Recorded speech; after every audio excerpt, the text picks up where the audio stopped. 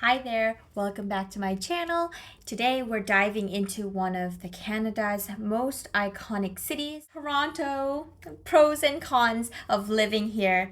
Whether you're considering to move to the Six or just curious about life here, we got you covered.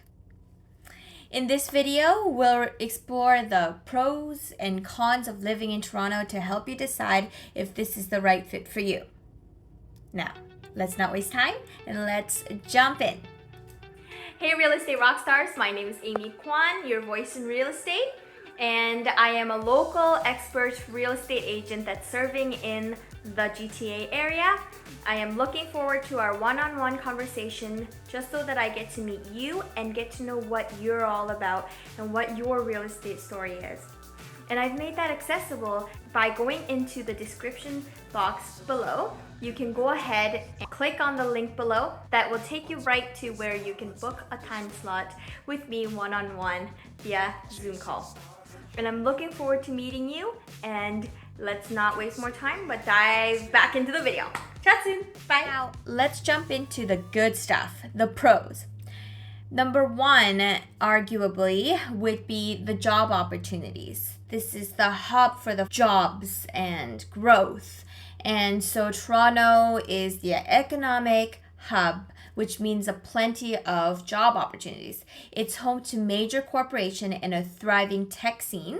So like I was talking about this the other day, of how every other person I meet seems to be a software engineer. So I found that quite interesting recently. A lot of people that I meet ends up being a software engineer or engineer of sorts. And it would be because of how central it is for jobs with software engineering and the tech scene. And it's a great place to advance your career. Next, as you all know, is the diversity and culture. Toronto is incredibly diverse, with people from all over the world calling it their home. This diversity brings a rich cultural tapestry with festivals, restaurants, and neighborhoods representing various and amazing cultures. I get to try all kinds of food, and it's almost unhealthy because I love every type of food, I feel. I know a lot of people who are moving into this country tend to come here for education. And number three is definitely the education. If you have kids or you yourself is planning to further your education, Toronto offers exactly maybe exactly what you're looking for. It offers excellent schools and universities, including prestigious schools like University of Toronto. Actually, I have a video on why I chose not to go to U of T. I know this is a little bit controversial, but it's a Korean version, and if you guys want an English version for it, let me know on my last video. So I will put that at the end of the video so you can see and watch it if you speak Korean. Number four is the healthcare. Canada's universal healthcare system ensures that residents have access to quality medical care without hefty bills, because the bills can be really crazy. Canada offers the healthcare system. Now, there's a lot of discussion about it, whether it's good enough or if it's actually helpful. But basic healthcare, Canada does a pretty good job, I would say, in covering those. Maybe not an extensive healthcare system. So that's also a pro though for a lot of people. And then last but certainly not least is the entertainment and recreation. So Toronto offers a vibrant art scene, the world-class museums, theaters, and countless recreational activities. There's honestly always something to do and explore in this vibrant city. And there's just so many things to do, sometimes you can't keep track. And these are the great things about living in Toronto and the cons of it, the pros of it. I meant to say we're gonna get into cons, right about now. So let's talk about the challenges or cons you might face living in Toronto. Number one, and this is probably arguably the most biggest con of living in Toronto, and it is the cost of living. Toronto's cost of living, especially housing, can be skyrocket high, like really high. Rent and property prices make it really tough for a lot of people to find affordable accommodations. I hear a lot of people, and if you live in Toronto and you keep with the news, you know that there's quite a bit of people that are having a hard time with finding a roof over their head because of the pricing that we're seeing here. And with so many people coming into the country, immigrating to this country and settling here, it's a great addition to Canada overall. But for people who are not able to afford it, find it a little bit more challenging, it seems. So it's just for the people that are moving in and people who are already here, it seems like it's just a cycle of difficult cost of living. Next is the traffic and commute. As we all know, Canada and especially Toronto is expanding in no time. So with so many people, the traffic and commute would be complicated.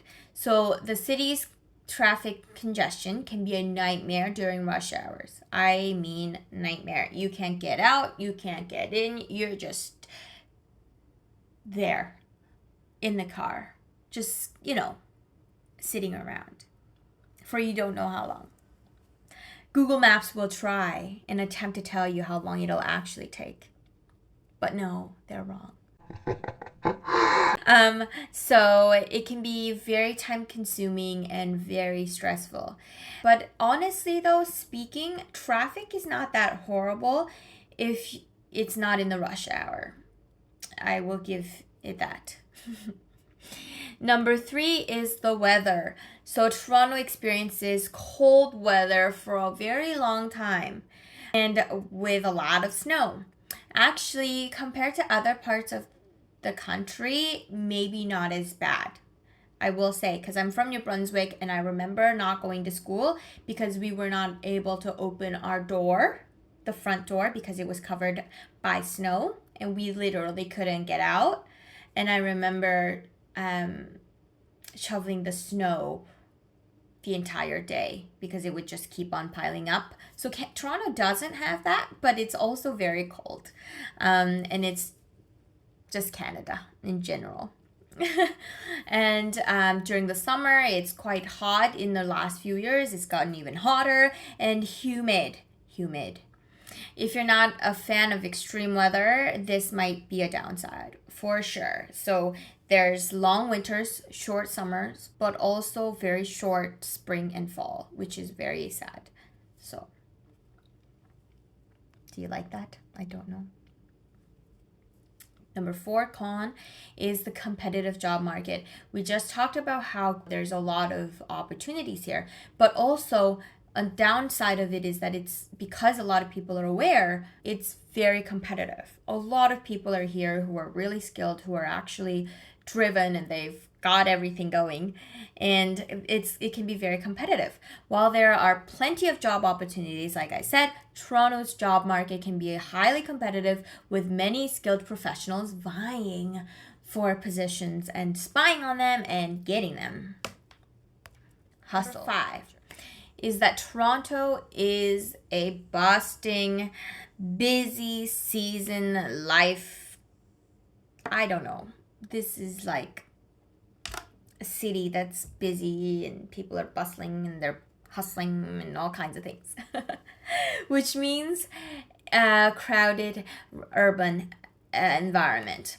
So if you prefer a quieter, more relaxed, rural setting, this may not be your ideal location.